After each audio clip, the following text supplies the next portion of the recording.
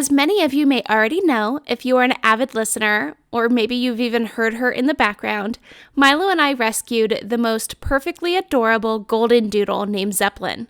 Since then, I have noticed a lack in the pet market. So the problem solver that I am decided to fix it by launching our very own pet company, the Fetching Barker. Fetching Barker carries the cutest, eco-friendly pet supplies available on the market, with a portion of the profits going directly to support global conservation efforts. We carry high-quality CBD for anxious or achy senior dogs, along with some exclusive handcrafted items. Get all of your puppy basics, toys, training, treats, and so much more at the Fetching Barker. The grand opening is scheduled for May 25th, but I am currently accepting product reservations now. Follow along on Instagram at Fetching Barker for products, new releases, featured barkers, shop updates, and so much more. Hey wine moms, and thank you for listening to this MW Network and Emadon production. Now available on Spotify, Apple Podcasts, Google Podcasts, themommywines.com, and wherever else you get your favorite podcasts. For exclusive content and early access, make sure to tune in on Patreon. I feel like everything's delayed now. Like, I don't even know what day it is. It's fine. There's nobody has anything going on. Everything's just like in the wind these days. So it's all good. Oh, thank you for being so go with the flow. Well, I feel like everybody just has to go with the flow now. It's just like you just got to adapt. For sure. It's all crazy. So one of the things that I was really interested in hearing more about is I saw your profile, and not only are you also a podcast host, but you are a happiness mentor. Yes. Mm-hmm. Okay, so explain that to me, because I was like, what is that? I need one of those. Sure. So I'm official title is Transformational Happiness Mentor. So I work with small business owners who are making over six figures, who feel like they've met the societal checklist of like getting a degree, buying a house, getting married, having kids, having a successful business, and they're still not happy. And so I help them understand and rediscover their own personal happiness habits and routines, and what happiness actually looks like versus that societal checklist, and what it looks like for them uniquely, individually, and really lean on this thought that happiness is not based on a checklist. It's unique to you. And once you can discover that, you can finally feel truly successful, because for most of the clients that I work with, they're successful by other people's standards, but they don't feel it because they're unhappy. And so you can truly feel successful, therefore being successful. You see an increase in income, you see improved relationships and communications, and overall, ultimately, happiness and joy. And my tagline on my podcast, my business name is Happiness Abound. And my tagline is, you are capable of happiness abound, to remind them that they are capable of it and to help them find those routines and habits. Oh, that's awesome. Now, that reminded me of, I don't know if you've ever listened to him or if you know who he is, but there was a guy that has released a few books and has a podcast of his own. His name's Brendan Burchard. Mm-hmm. And he had a podcast where he shared a story of one of his clients, and it was this woman who, from the outside looking in, kind of just had it all. She was as far up in her career as she could go. She had a beautiful home, a family that, was in the backyard, and they were smiling and laughing, and everything seemed perfect. But when she reached out to him, she just didn't feel fulfilled. And she was just kind of lacking, and she was kind of like she was saying in this story, like in a rut. And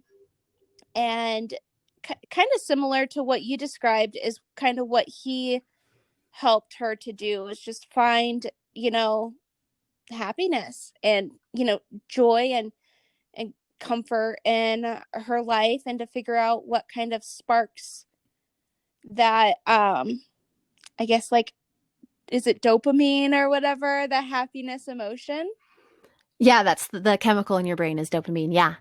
Um, yeah, I mean, that's exactly right. My own story is very similar to that, which is how I came to be on this path, is that I looked like I had everything. I'm not a parent, but I had everything else on the checklist, and I was still unhappy and I was really angry all the time. And like the smallest things would set me off, and I would see everybody else being happy and this exterior view, of course, but I would see it and wonder what was wrong with me. Like I had met this checklist and I still was unhappy. There must be something wrong. I must be broken. I must be a failure. And when you start to feel that way, like you had said for this young woman, you start to lose your sense of purpose and your sense of meaning. And it's so harmful and so sad and so, just for lack of a better word, you're degrading yourself. And when you've bought into this idea that I need to do X, Y, Z, and then I'll be happy, instead of discovering it for yourself and figuring out what it actually means, and also understanding that, and this is a little bit controversial, but this is what I believe, is that we're not inherently happy. Like, Yeah. people think that I should just be inherently happy. I should be naturally happy, and everybody else is. And when I'm not, I'm broken. And that's simply not the case. It's a matter of putting in the work to find out what happiness means to you, and putting in the routines and the habits and being consistent in that, so that you can maintain and continue to grow instead of feeling stagnant or like you're backpedaling. And it sounds like exactly your story there with that young woman is very similar to my own and to those of my clients, where you feel like you should be happy because you do have everything that people have told you your whole life will help you and make you be happy. And when you're not, you feel broken and you feel down, and you kind of have to get in, do the work, and discover that you are indeed capable of happiness abound. Are you a fellow mom looking to make a legitimate professional income around your lifestyle? If so, then I hope you consider enrolling in my new Home Bookkeeper Masterclass. This class has everything I personally used to build and scale my very own bookkeeping business from the comforts of home. Freelance is the future, and with today's cloud-based programs and technology, you have the ability to work whenever and wherever you wish.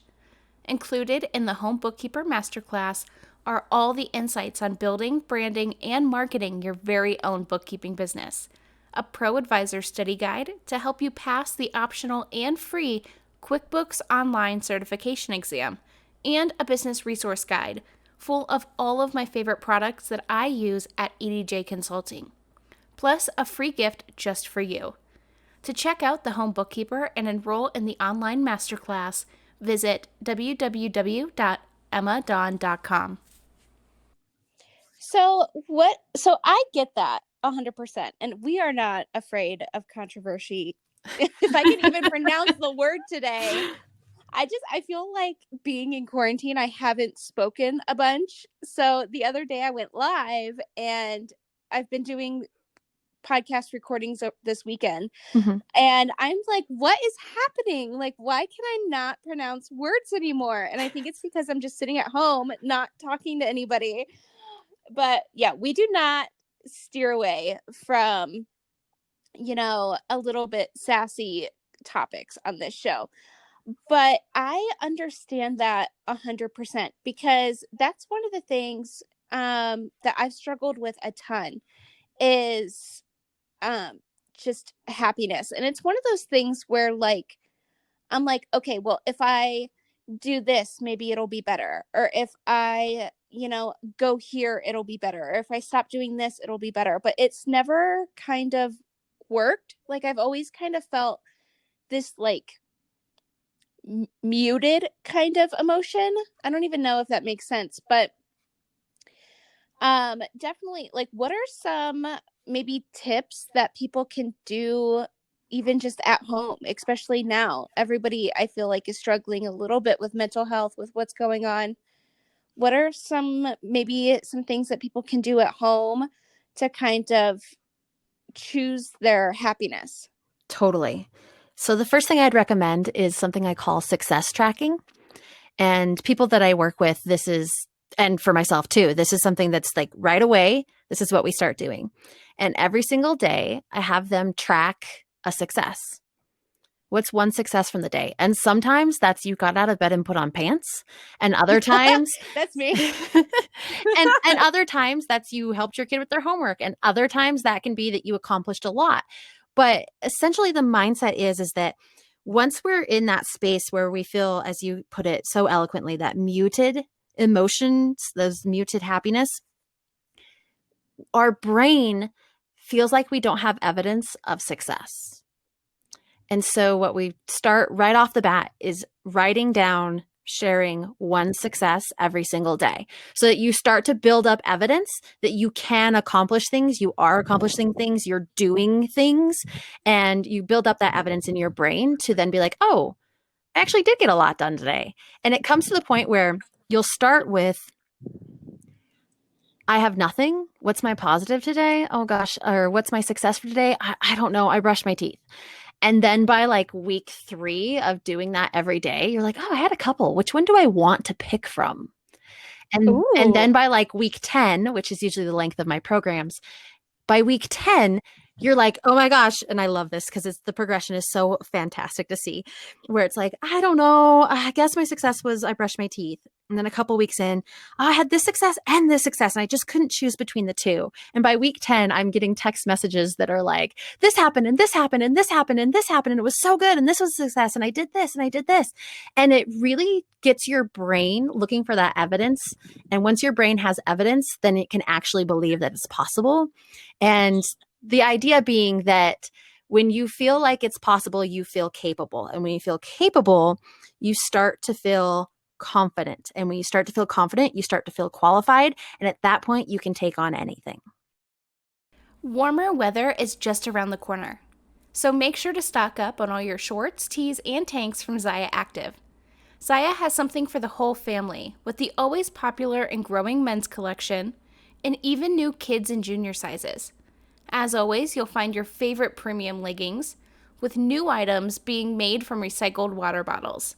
I just picked up the purple bomber bra, and it is so soft, and I swear the quality might even be better than the original. Shop the Mommy Wines podcast event on myzaya.com/Emma for your order number to be automatically entered into a spring raffle. For your chance to win, head over to myzaya.com/Emma today. So it's just like this big snowball effect. 100%. So that's the first thing I would recommend is tracking your daily successes and do it for a long period of time, not, oh, I did it for 5 days and now I'm kind of like, oh, I'm not seeing any results. Because that's the other thing is we're comfortable with this thought that maybe I am broken and there's something wrong. And at least I know what that looks like. And so after a couple of days, if we don't see a result, we give up and we're like, oh, it solidifies and builds the evidence that I'm just continuing to be broken. But the thing is that it has to be a longer term play and investing in yourself as simply as tracking a daily success.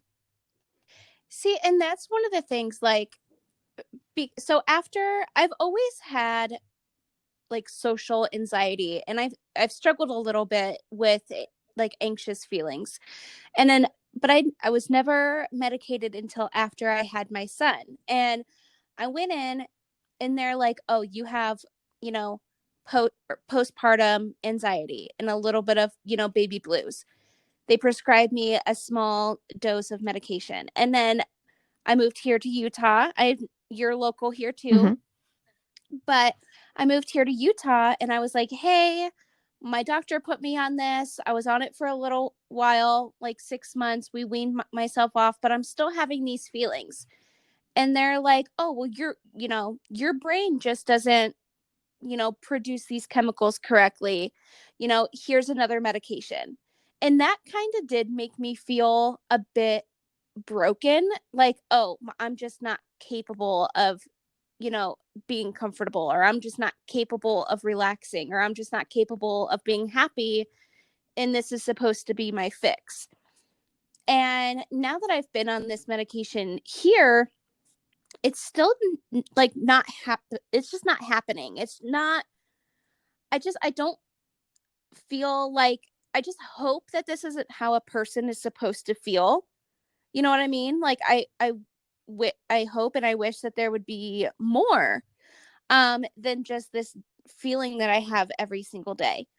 And so I was listening to another podcast, and the host of that show had a guest on, and she was real into like um spiritualness and like mindfulness and just like healthy stuff. And she brought up that she had this morning routine.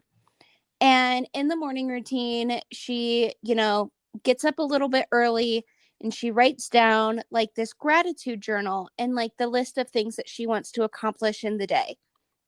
So I was like, oh, if it helped her, I'm going to give it a try. So I've been waking up a little bit earlier. I've been sitting, by myself. I do have a toddler. So anytime I get by myself is peaceful. And so I've been waking up a little bit early. I've been writing down the things I'm grateful for. And I've been writing down a little list of things that I want to accomplish during the day. But I feel like now, and I am self-employed, so I don't have somebody, breathing down my neck to get things done. And that's one of the things that in my class I kind of emphasize is that you have to have like an entrepreneurial mindset. You have to be self-motivated. But I feel like in this quarantine and with everything going on, there's no end yet. So I feel like I have no like time frame. Like I have no deadlines because everything just keeps getting pushed and pushed. So even though I've been writing down the things that I want to get done during the day, and at the end of the day, I go back and I look at it and I'll realize that like I had 5 things on my list and I've only did like one. And I don't know, it's kind of doing the opposite for me. So I kind of want to try your idea because I feel like what I'm doing is maybe I just need to suck it up and just get the things done and like push myself a little bit harder. But like, I don't know. I feel like having these goals of wanting to do these few things a day, and if I don't get them done, I kind of feel like a failure instead of your idea of thinking of something you did that was a success.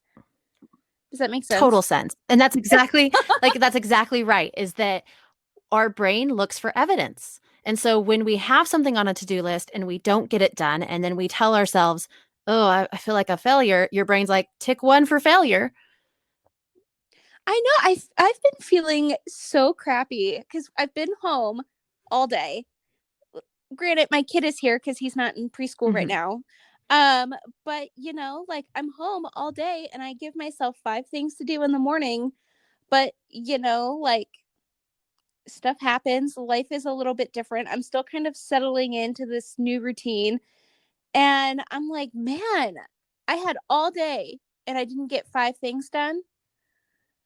Luckily, I have been putting on pants. So there's a bonus. Check one, but I'm just like, I don't know. I feel like that is just not working for me right now. Totally. And there's in your story, I was taking notes. I have a couple of things I would love to be able to share if I may. Sure, go ahead. So I can't recall the Ivy League school. It's either Stanford or Harvard, but they did a study for people who are on medications for anxiety and depression and things like that. And they had those individuals, they had the control group that were on those medications. And then they had a group of people who were not on those medications, but had the same severity and symptoms. And they asked the group that was not on the medication to stand in front of a mirror for 10 minutes a day, which feels like forever, but that's not the point here. Oh my God, yeah, that would be But forever. they stood in front of the mirror for 10 minutes and they had to smile or make silly faces at themselves and essentially like get themselves laughing, and doing this, looking at their body, looking at themselves and seeing themselves smile, laughing, and being silly. And I can't recall, I apologize, I don't have it in front of me, but I can't recall the time frame. I want to say it was like 6 weeks.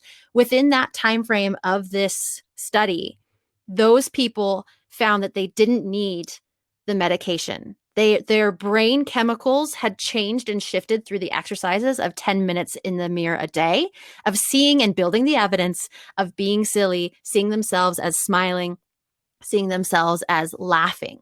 So, totally, yes, there is a time and a need for medication, and there are things that need that, but there are so many holistic and other things that we could try to supplement and maybe, like you had said, kind of wean down from the medication. So that was the first thing that I thought of in terms of like, oh, that's something that maybe not for 10 minutes, but even if it's just setting an alarm on your phone for a minute a day can make such a big difference of seeing yourself smiling, seeing yourself laughing or being silly. And it's really hard, like hard AF if you're in that space, right?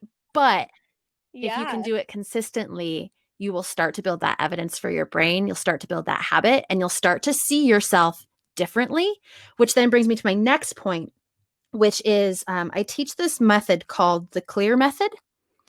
And it stands for circumstance, language, emotion, action, and results. And for many of us, we see a circumstance and we immediately jump very, very quickly, like instantaneously, to an emotion that we associate with that situation. So the circumstance, the idea is that the circumstance is neutral. So let's say you don't accomplish things on your to-do list. That's neutral. But most of us think that we jump to the emotions where I'm a failure and I just can't do this and what's wrong with me, and this like negative space.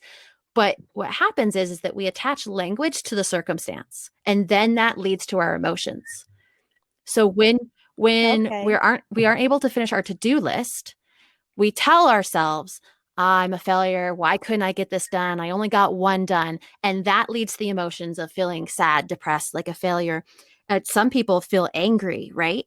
And then that leads to actions where maybe you don't want to feel, this is me. If I don't want to feel the emotions that I'm like telling myself to feel, I'm like, oh, it's time to binge watch something on Netflix. Oh my gosh, that's me. Or it's time to go to the fridge and eat everything in sight. Yes. But we do that because we don't want to feel the emotions. Like my thing.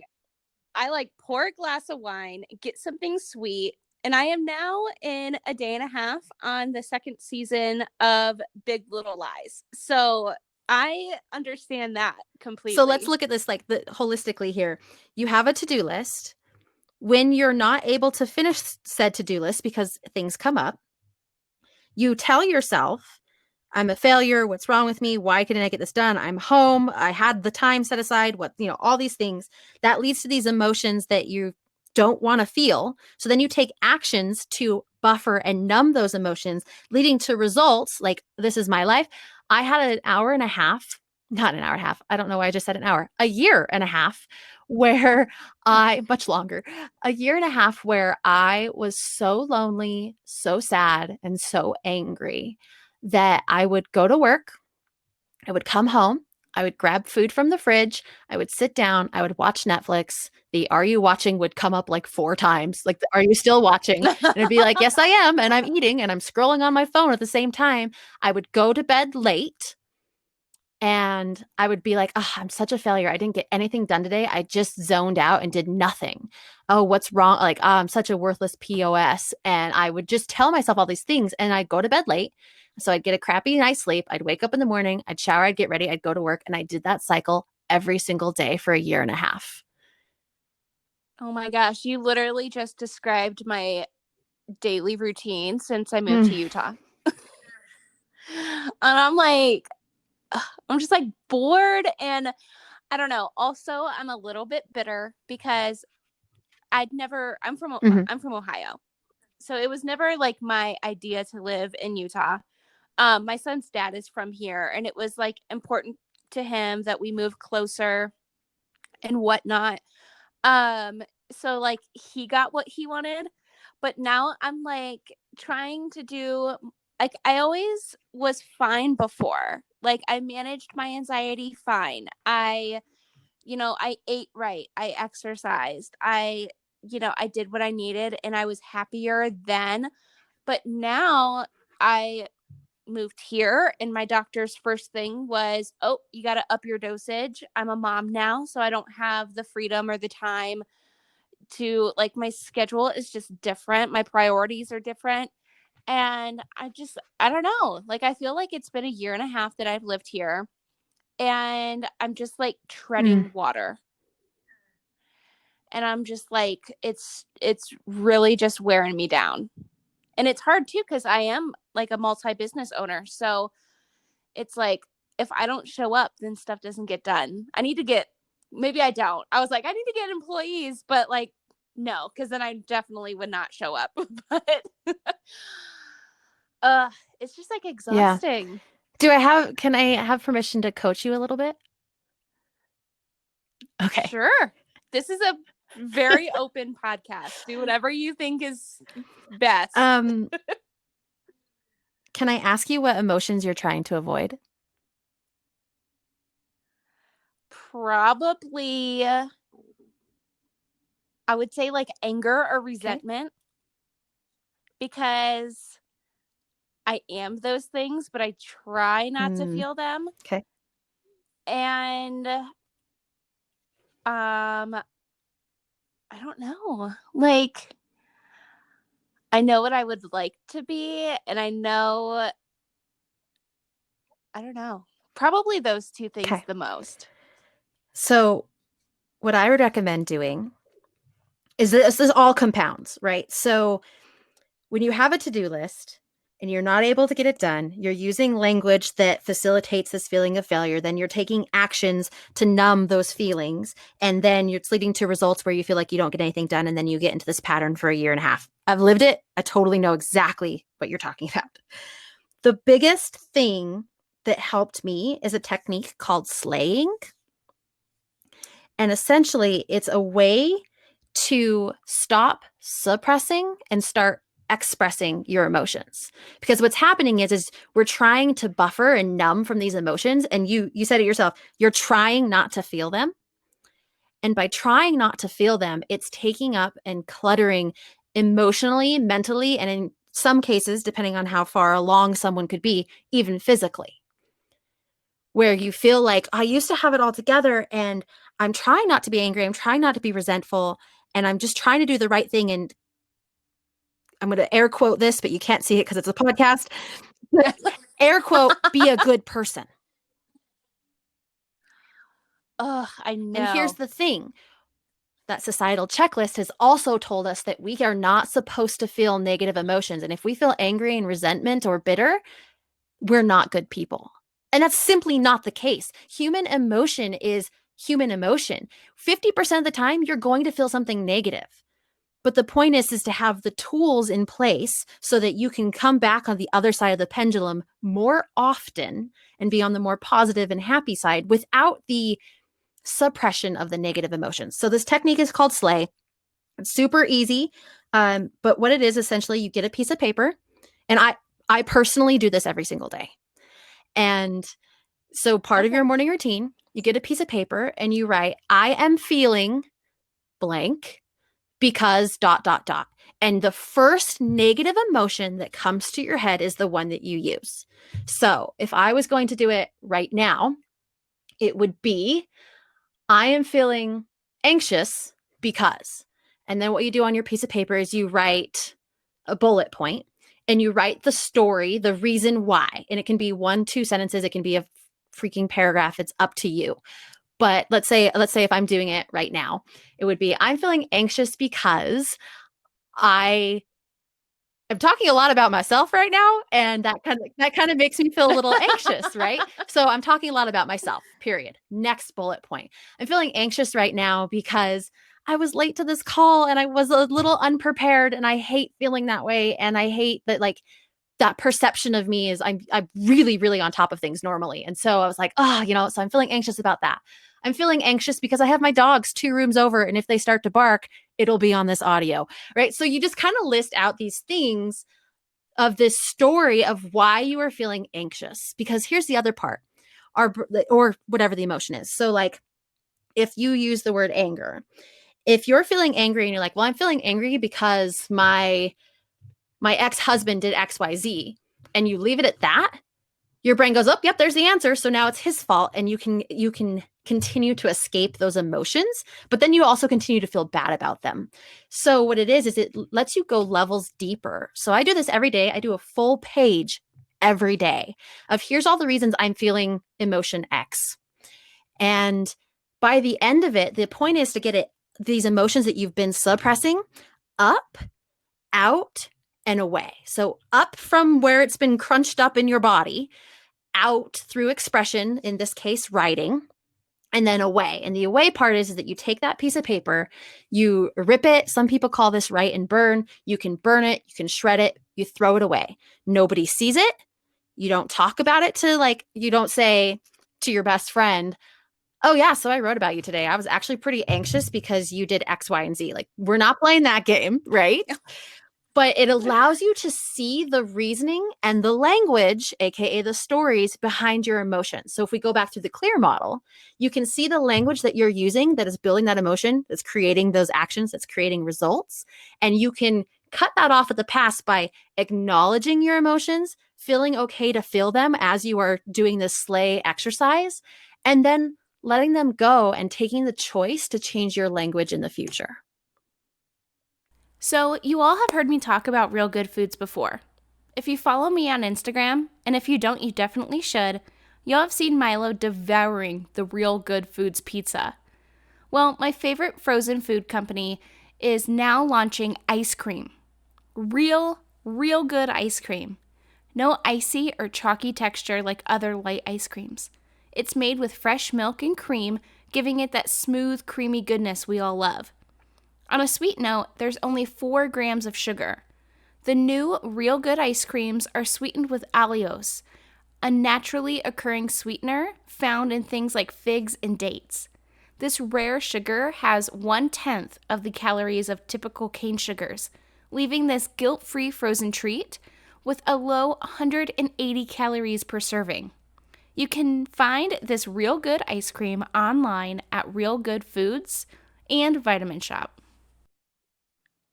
Okay. I'm going to have to try that. That sounds really interesting. Because I was listening to audio. That's all I've done since I've been in quarantine, is just For sure. listening to audio.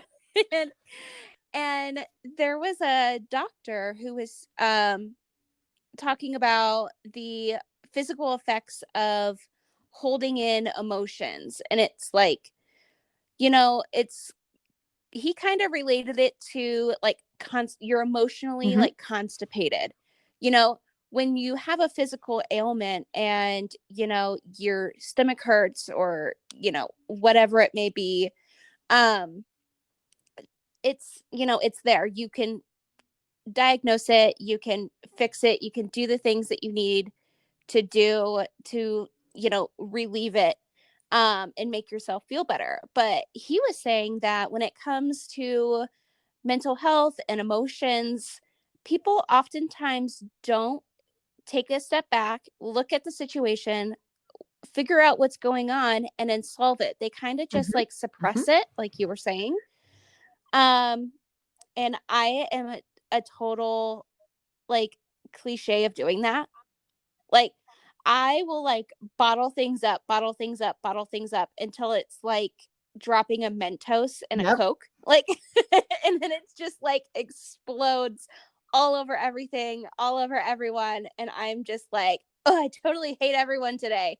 And then it's like that for a couple days. And then I'll be like, okay, whatever, that's done, and move on. But you can't live your life like a hurricane. You can't so I'm definitely going to take these tips and please do. I'll let you know. And definitely anybody else, tag us in stories on Instagram, or let us know if anybody else in the audience is taking these tips and trying them at home. We all got the time right now because we can't really do anything else except for binge. Well, we all have the time, and we all certainly have the emotions. Yeah. I feel like especially right now, everybody is like, you're just locked at home with your feelings. Well, and it's like any parent can relate to this. And I am not a human parent. I have dogs, But even I do this where it's like you've had a long day and you've been suppressing these emotions, and then a family member does something that you don't necessarily agree with or that they shouldn't be doing and they just weren't thinking, and you lose it. Right? You're like, "Oh my gosh, come on. Like, what, Oh, why don't you do this right?" or whatever it is. And that's that like Mentos blowing up. And then after that, there's the guilt and the shame of why couldn't I control my emotions? I needed to just I should have, right? And yeah. I am feeling that because this is the first weekend I've ever like wanted my son to go to his dad's, and I have struggled with sharing him this whole time since he's been mhm, a mhm. thing in the world. Um so this is actually the first weekend that I have been like, "Oh my god, you cannot go to your dad's fast enough." And that's kind of what our last couple days have been, is he was just being stuck at home.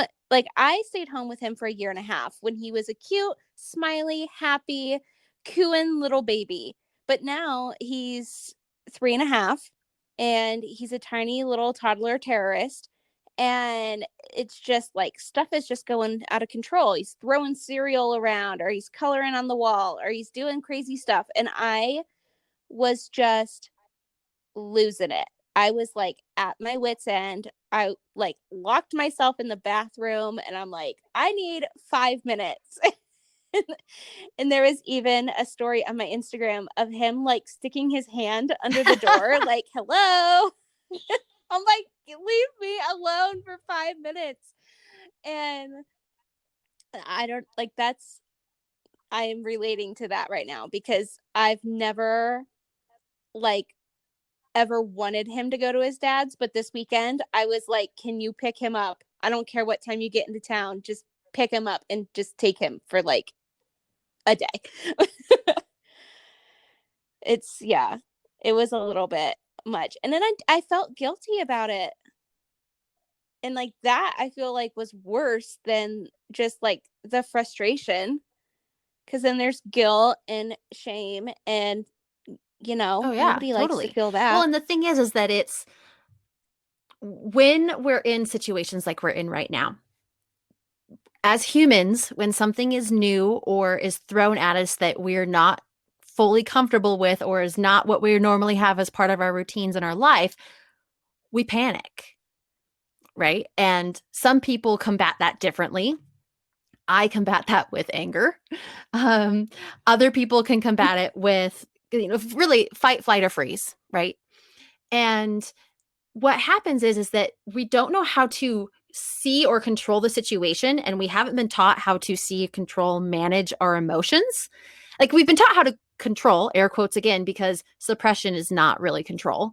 Because as you mentioned, I actually use the analogy of like a trash compactor. You can compact that all day long, but eventually space is going to run out and garbage is going to overflow. And so, Yeah. like, suppression is not control, but we've never been taught that part. So we're thrown in this new situation. Like, you've never wanted him to leave before, but you're like, I'm at my wits' end. It's a new situation. We don't know how to control it. We're not building evidence of our successes, and we haven't been able to release our emotions in a healthy way and acknowledge them.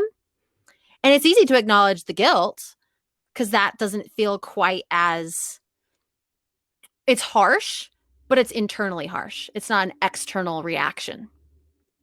And so Yeah.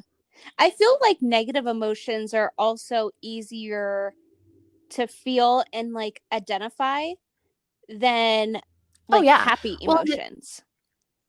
Like, I feel like I could be happy a few times a day, but that one thing I do that makes me feel like mom guilt, I like hold on to that and it lingers there well, for let me like ask ever. if this is okay.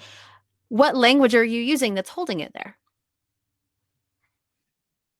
Like what are you Oh, I don't telling even know. yourself? The voice in your head, what are you telling yourself that's continuing to facilitate that emotion? Well, it probably wouldn't be my voice, because I was always really afraid of having kids. And then I was told I wasn't going to have kids because I wasn't able to. But I never had like a role model. Like I don't Mhm. have parents. It's just me. So I'm like, oh man, like I don't have any idea of what a mom is supposed to be like. Like I don't have anybody to ask questions or, I can look at like Mhm. sitcoms, you know, me and my son's life is a lot like the Gilmore Girls.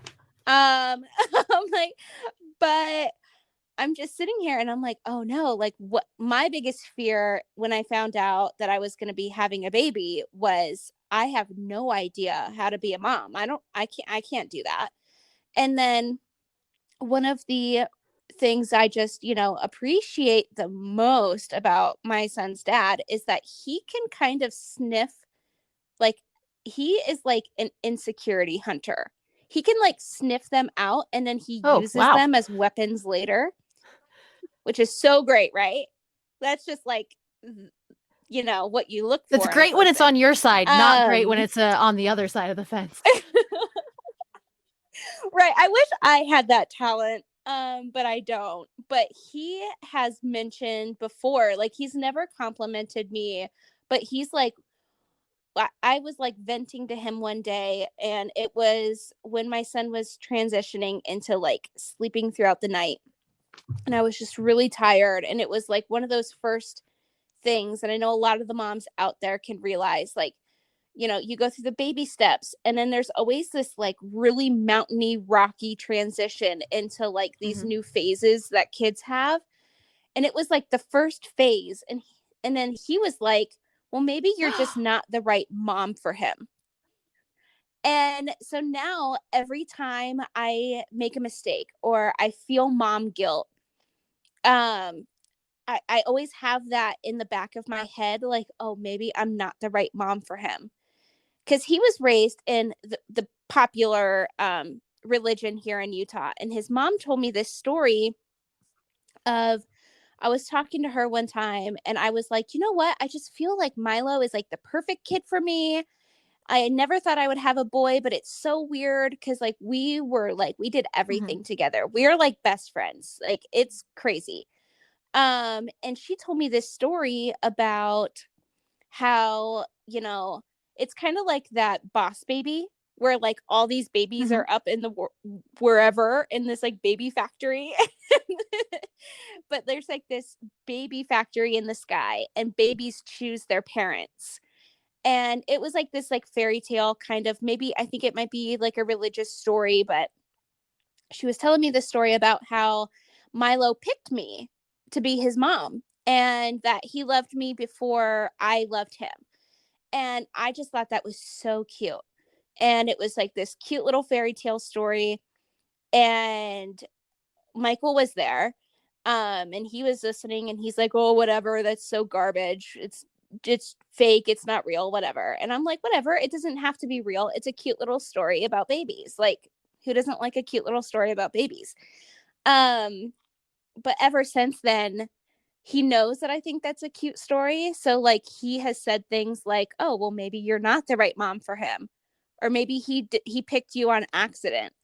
And like anytime I do something that makes me feel like guilty, or if I like lose my cool or lose my temper, or I ask his dad like, "Can you just pick him up early? He's driving me nuts." And I feel like, I don't know, like I hear that voice in the back of my head, like, oh, well, maybe I'm not the right mom for him, or maybe I'm not doing a good job. And I look at, families, especially couples who are together, and, the dad comes home from work and the mom is like, I need a break. I am so whatever. And it's perfectly fine. But like I don't have that. It's just me.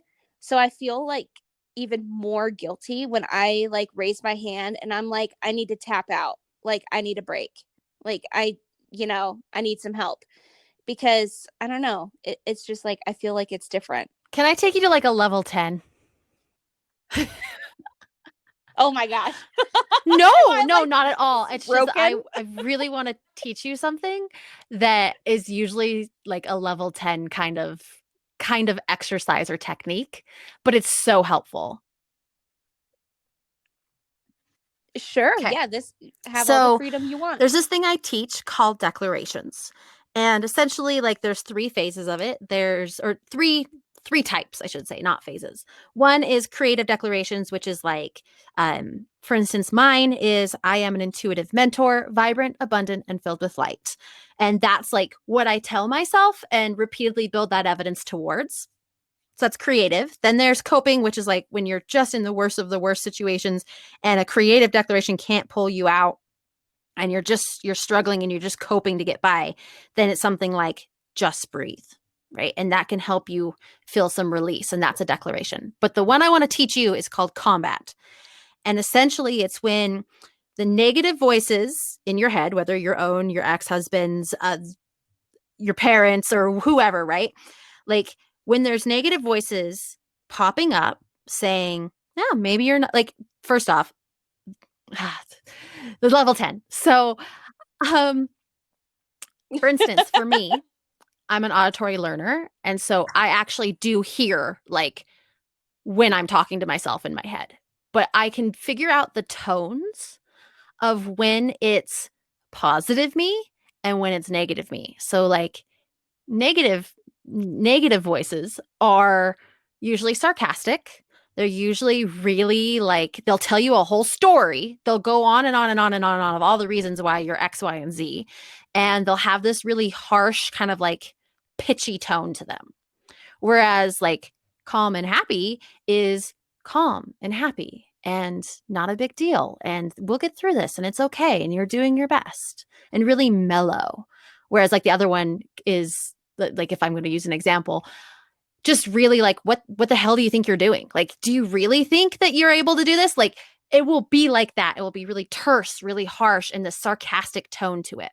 So first things, I might have been binge watching way too much that 70s show, but the sarcastic one is Jackie. So when you're hearing Jackie, then you know, right, that's a sarcastic, that's negative, that's not really helpful to you. So first things first, when you hear the Jackie voice or you hear your ex-husband's voice or whoever it is saying these things that are bringing you down, there's a notification that like, oh, that's actually not in my best interests. That's not helping me, and that tone can be an indicator.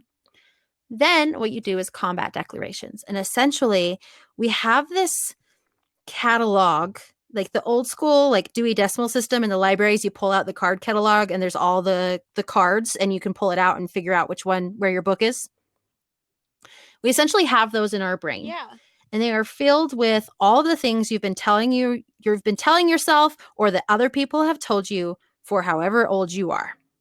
So I'm at the recording of this, I'm 32. So I have 32 years worth of card catalogs of what people have told me and what I've told myself and repeated and reiterated in my life. So oh man. A combat declaration takes, for instance, let's say that maybe you're not the right mom for him. So you have card catalogs, build that up saying that. So what we do with a combat declaration is we take that card out and we replace it with a positive affirmation that's the opposite. So the next time that you hear yourself say, or you hear in your head well, maybe you're just not the right mom for him, you come back with a combat declaration, hardcore, of no, I'm the perfect mom for him. He's my best friend. We do everything together and he loves me and I love him and he chose me. And you combat that negative thought. Now, the other piece of this is that those card catalogs also have cards about our body and us as people, our intelligence. So there's studies that have shown that when you have a negative thought, if you do nothing, of course, the negative thought wins. If you have a negative thought and you combat it with one positive thought, negative is stronger and wins. To beat out the negative thought, you have to have a 3-to-1 gang up of positive thoughts to beat out the one negative. So you do your opposite of the original thought, and then you add one positive thing about your body and one positive thing about you as a person. So So you have 3 to beat out that one. Okay. The thought being, for instance, if I'm going to do one, let's say that the thought comes to mind that I'm not good enough to be on your amazing show. So the thought comes in my head, I'm not good enough to be on Mommy Wines. And I have to say to myself, no, I'm qualified. I've been doing this for years. I am definitely good enough to be able to share my message and help people. Also, I have a fantastic head of hair and I am a kind friend. I love Me your too. hair. Thanks.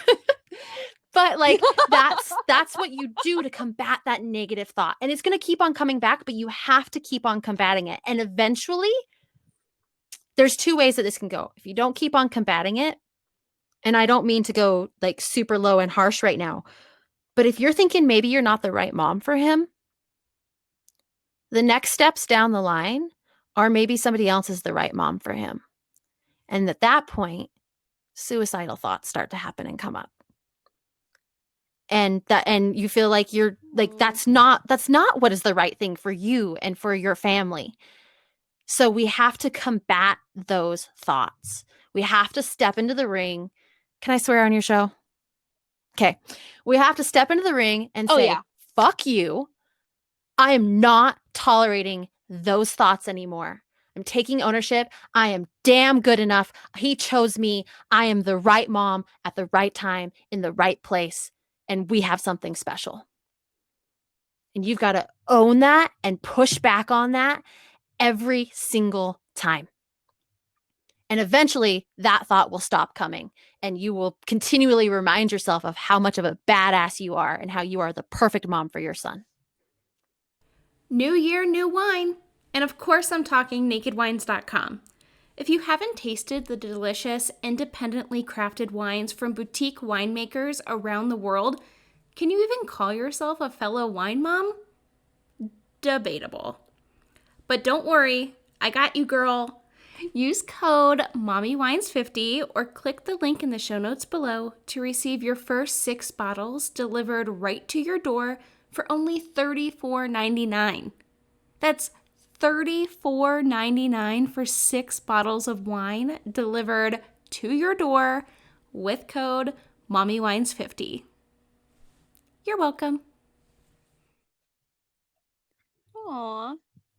I'm excited. I'm definitely going to try these. And I feel, so we brought up the whole 6-week thing a couple times, and I feel like 6 weeks, there's like a reason for it. I forget what it is. I think it's like 30 days to break a bad habit and then 14 days to build a new one. So I think like that's the whole reasoning behind 6 weeks, but everything is like 6 weeks. Like workout programs are 6 weeks and all these different things are 6 weeks. So I'm just going to do it. I'm going to suck it up. I'm going to do it every single day for 6 weeks and see what happens. I might even like document me doing it or like, I don't know, do something on like Instagram stories to kind of hold me accountable because I've never done anything for 6 weeks. The only thing I've done longer than 6 weeks was be pregnant and I had no choice. Because it takes a long time to make a human. But I feel like that's the only thing I've committed to for 6 weeks. So, or longer than 6 weeks. So I feel like, I don't know. I want to just like suck it up because I'm 30 and I have felt like this for 30 years.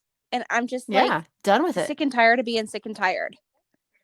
Well, and here's the thing. Once you come off of those 6 weeks, and especially if you've been documenting it, things like the daily successes are a great way to continue to document. But like after those 6 weeks, looking at the difference between where you started and where you're at. And granted, it's not going to be all sunshines, rainbows, and unicorns every day, all the time. We're still going to feel those negative emotions, but it's how we deal with them, right? And having the tools to equip you for success. Right. But at the end of those 6 weeks, the next decision is, okay, this is part of my day-to-day, but we see it with people all the time. Oh, I was in a 6 weeks program or on a 6-week diet and I can't wait to get off of it and have a hamburger. And then like they never pick it back up again, or it's just 6-week bursts. And so it's like, After you have seen the evidence that this Yeah. makes a difference and you feel better, you feel happier, your life is going in a direction you want it to go in, then the next choice is a conscious decision of how to implement this into your daily routines so you continue to progress forward. Are you a coffee lover just like me? Sipping my morning Java is the only way I can keep up with my toddler and busy lifestyle. That's why I love Coffee Over Cardio. Coffee Over Cardio is a premium coffee company started by female entrepreneur Abby Scott. Whether you love a good flavored blend or a strong roast, Coffee Over Cardio is ideal for any jitterbug. They are also carb-free, keto-friendly, sugar-free, and gluten-free. So pretty much that means they're completely guilt-free. Try Coffee Over Cardio's most popular flavors today: French toast and new Doctor's Orders vanilla hazelnut. Yum! Make sure to use code 10EMADON to save at checkout. Once again, that's 10EMADON at coffeeovercardio.com. So go ahead and share with everybody where they can find you online, your website, podcast, social media. So all the good my stuff. business, my company is called Happiness Abound, singular, not plural. And you can find me by searching Happiness Abound on Google. And I don't want to be one of those people that's like, I'm everywhere, but I have a website, happinessabound.com. I'm on Instagram, happiness_abound. I have a YouTube channel if you search Happiness Abound. Facebook, Happiness Abound blog is the URL for that. And kind of a little bit of everywhere, but website, Instagram, and Facebook are probably the easiest ways, fastest ways to get a hold of me. But if you search Happiness Abound, I come up. And fun fact, I was actually really excited about this. Webster's Dictionary used to be the first term that you would come up when you searched Happiness Abound. And now my site does. So I'm beating out the dictionary in Google search. So I'm pretty excited about it. Ooh, that's exciting. Yeah, so if you search Happiness That's Abound, good you can find stuff. me. I would love to hear from anybody in the audience if these techniques and tips helped, or if you're interested in learning more about how to work with me. I have several programs, groups, online classes, the works. So I'd love to be able to help people be happier. Yeah, I'm gonna definitely put some of the things I learned today into motion and see what happens. And definitely, I'm gonna be holding myself accountable on Instagram. So keep out for the Mommy Wines IG stories. And anybody else in the audience who's going to be following along, let's make it a thing. Let's do 6 weeks of, bettering ourselves. I'm pretty sure the quarantine is going to Agreed. last 6 more weeks. So we have time. This is a good thing to do in a bad time. So thank you so much for being on my show today. I loved all of your advice. And we should definitely, I don't know, find some way 100%. I would maybe absolutely collab love in that. the future. I've been working on doing Ooh. like a Mommy Wines retreat. So yeah, maybe collab on that or do some kind of workshop or something together. I love that you're local, even though we're doing Yeah. this remote. But yeah, I'm not from here. So anybody who's awesome and on my save Girl, I wave got you. I'm totally down. yeah. Let's do it. Yeah, awesome. Well, thank you so It much was for an being my honor. guest today. I loved having you. Okay, thank you so much. Are you a fan of the Mommy Wines podcast? Well, of course you are, or you wouldn't be hearing this right now. One of the best ways to support the show you love, besides obviously tuning in every Wine Wednesday for new episodes, is shopping the Mommy Wines merch store on teespring.com. This is where you'll find all of the Mommy Wines branded goodness, mugs to hold your coffee over cardio morning Java, iPhone and Samsung cases, premium ultra soft hoodies perfect for upcoming cooler months, and of course, flowy tees and tanks flattering on every mommy out there. Go shop the Mommy Wines storefront on teespring.com and make sure to use code WINEMOM for free shipping. Thank you for listening to this episode of the Mommy Wines podcast. Make sure to leave a rating and review. To support the show you love, check out the exclusive branded merchandise on themommywines.com. For extra sassy, honest, and potentially controversial content, make sure to join me over on the Mommy Wines Patreon. Also, don't forget to check out the other shows on the MW Network. If you love scary stories and true crime, you'll love Tales After Dark. More shows are coming soon, so make sure to stay connected on social at Mommy Wines Podcast. And until next Wine Wednesday, mamas, parent and drink responsibly.